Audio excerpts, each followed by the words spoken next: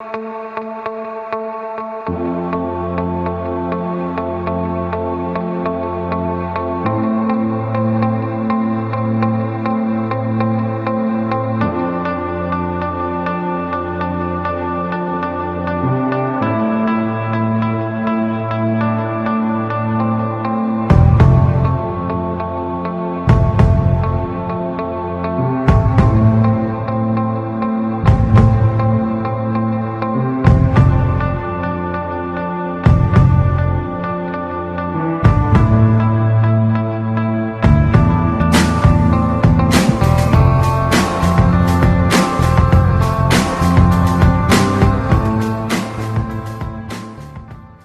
se dit, est-ce que c'est vraiment utile ou pas?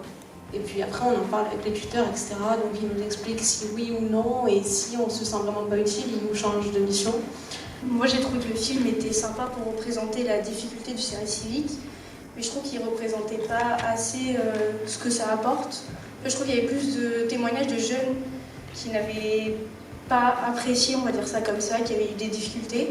On ne voit pas tout le côté positif, parce que moi, du coup, j'ai effectué un service civique à G-Addiction, donc une association locale de Nice, et ça m'a apporté énormément de choses. Par exemple, j'ai été embauchée à la suite de service civique. Il y a des côtés positifs qu'on ne voit pas forcément, c'est valorisant. Par exemple, j'ai un ancien collègue de ma promo qui a eu son alternance grâce au service civique. On lui a dit parce que tu as fait quelque chose au lieu de rien faire pendant un an, on t'a pris en alternance. Et du coup, je trouve que voilà, ça manquait un peu vraiment ce côté valorisant, et que c'est quand même bien vu c'est bien vu de s'être engagé, de s'être levé le matin, de s'être rendu utile. Et donc c'est ce petit côté-là qui m'a manqué dans ce film. Je suis en mission de service civique grâce au tiers-lieu Sainte-Marthe chez Valéco. Et donc je suis la structure le permet, on a accès à plusieurs pôles différents, donc la culture, l'agriculture, l'éducation populaire au développement durable. Donc là on peut parler de pluralité de secteurs sur lesquels on peut travailler et évoluer et apprendre toujours de nouvelles compétences. Donc à la différence de ces jeunes qu'on a suivis pendant le documentaire, qui restaient vraiment dans une mission du début à la fin. C'est ce que j'ai compris. Donc du coup là, dans ce point de vue-là, je ne me retrouvais pas. Et j'avais un ressenti aussi en mode que le groupe, c'était pas une petite armée, mais un petit groupe de personnes qui étaient là pour faire le bien, même si au final ça n'avait aucun avantage, aucune répercussion. Il fallait que ce soit fait, que le travail soit fait. Et c'est mon ressenti, et c'est pour ça que je ne me suis pas du tout retrouvé dans ces jeunes-là, et que j'ai trouvé ça en parallèle avec la façon dont je vois le service civique actuellement, et dont je vois ma mission et les missions qui sont proposées grâce à Valéco. Merci pour le film, très intéressant.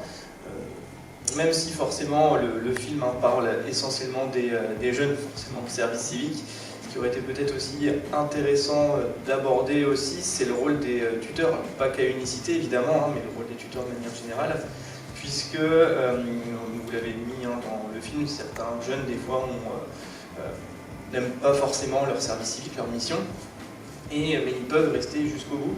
Et donc ça aurait été intéressant de voir aussi le rôle du tuteur ou de la tutrice à ce niveau-là, parce que c'est vrai que, même si ce n'est pas eux qui doivent être mis en valeur dans le film, ils participent à la réussite aussi du volontariat des jeunes.